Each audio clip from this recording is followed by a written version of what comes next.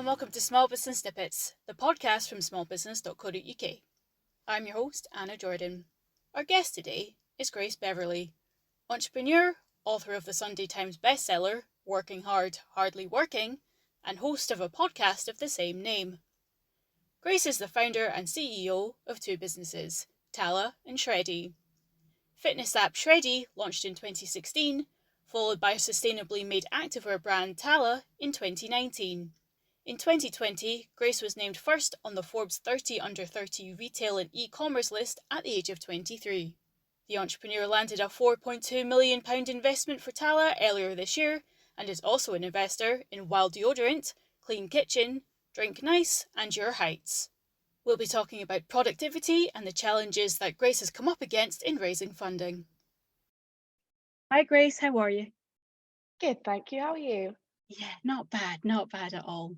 So today is the first day of Black Friday, so it's November the 25th.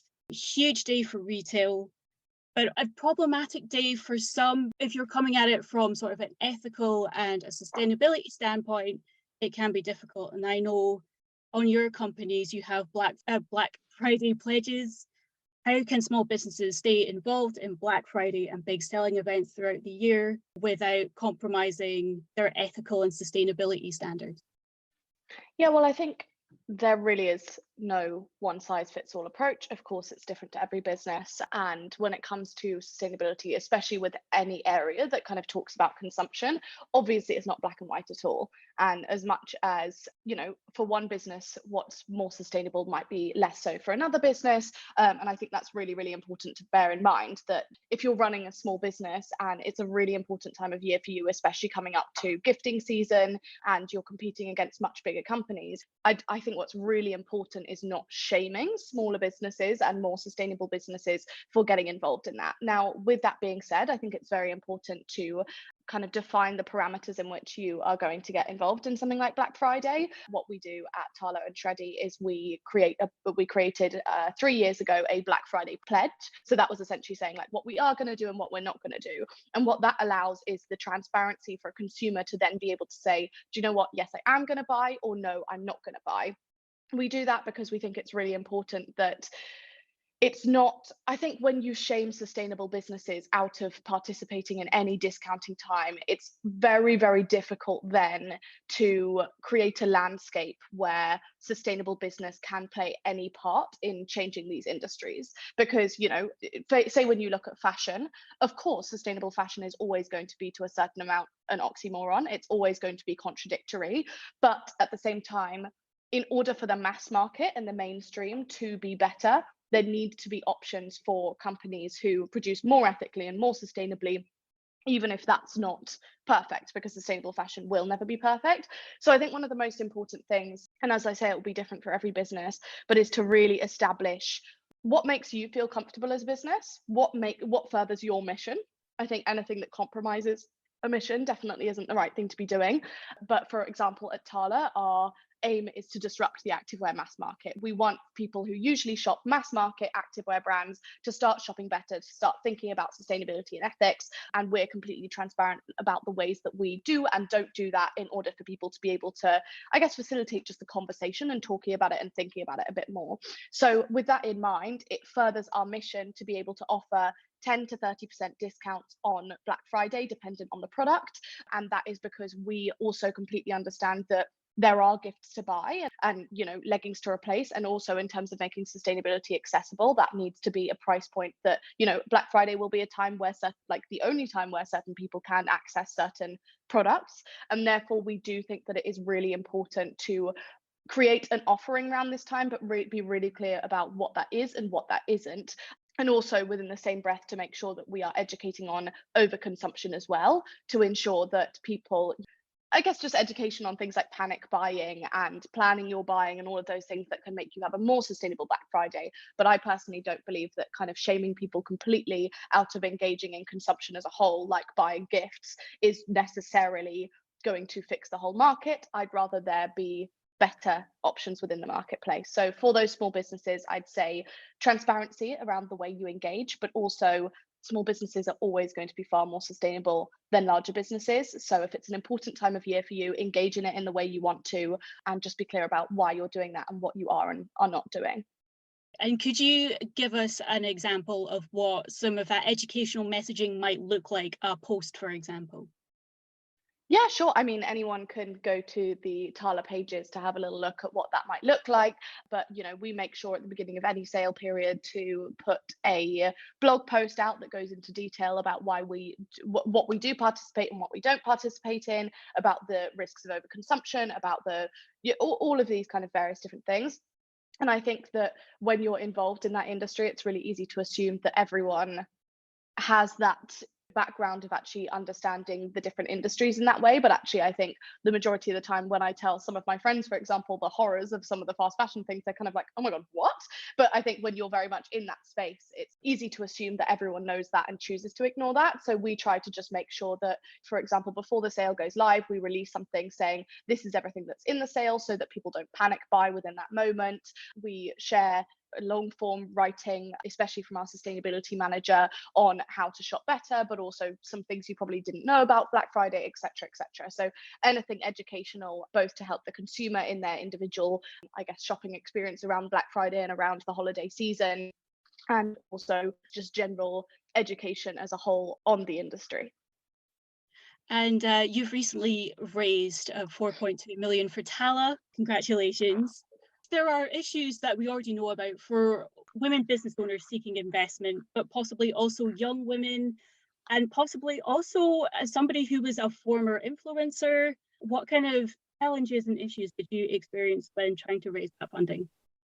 So I would say the women raising capital is definitely the most important part of that to talk about when you look at the funding landscape, especially venture capital, but actually all forms of funding.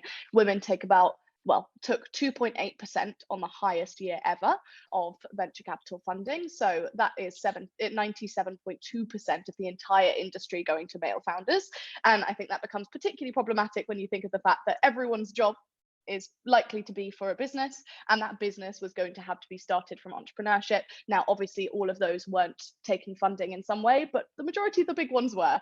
And so that becomes really problematic when you think about it that way. And it's definitely something that I'm completely surprised that is never talked about, really, on a wider scale. It seems like a niche part of a niche industry, but actually, it's relevant to the large majority of, if that's how all businesses are starting, then how do we get wider gender equality in terms of pay, in terms of every other area of the industry?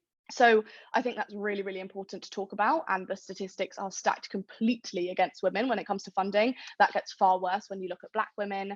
And I think the stat for that is 0.024% of funding, which is just the most appalling statistic I think anyone can possibly imagine. And the fact that that doesn't hit the papers every day is completely surprising to me, because if you looked in any other industry and 0.024% was that is really, really appalling.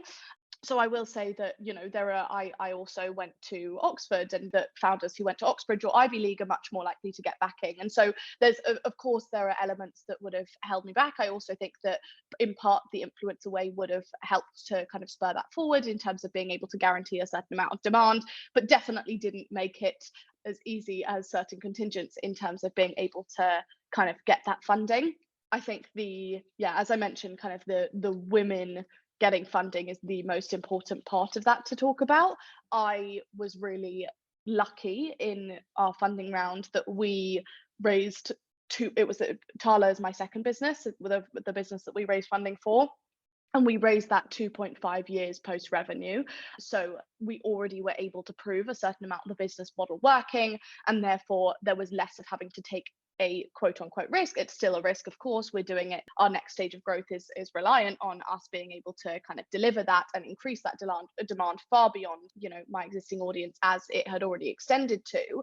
But I think we can, as you can probably imagine, having not had revenue and just betting on an idea, investors are far more likely then to choose success stories that they know work, which is more likely to be as you can expect, usually men in tech, but obviously there's a variety of things there too. So we were really lucky to be raising 2.5 years post revenue. We got 6 term sheets after 6 weeks of pitching, about 9 hours a day. It was grueling, but that was obviously incredibly exciting. There were definitely challenges along the way. I have no doubt that we probably walked into some rooms and some people thought, oh, this seems strange, a female founder and a female managing director. I wonder how on earth they can make money. But we're lucky to be here, very excited about the business, delivering on our targets, and yeah, about to embark on the next stage of Tala.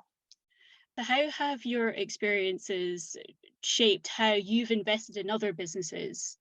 I think I mainly invest in businesses that I think I could help in some way. So that's usually businesses where I have some experience in the sector, whether that's a young female demographic customer, whether that's sustainability, whether that's fitness, whatever that might be. Those are generally the businesses that I have the most interest in, because I feel like I can help them in terms of, that might be their digital marketing strategy, that might be their organic marketing strategy, a lot of these kind of various different things. Those are kind of what I generally try to invest in. But of course, as you've mentioned, I do try to invest in women as much as possible. And I think that is one of the most important ways for us to be able to start to reallocate those funds. I guess, though, when you look at if you look at the gender funding gap, you can probably only imagine the gender wealth gap. And therefore, the onus cannot just be placed on women to be funding more women. Of course, it's part of my strategy, but ultimately it needs to be a change that happens with people in very different situations from me, and funds to be able to kind of really change that industry.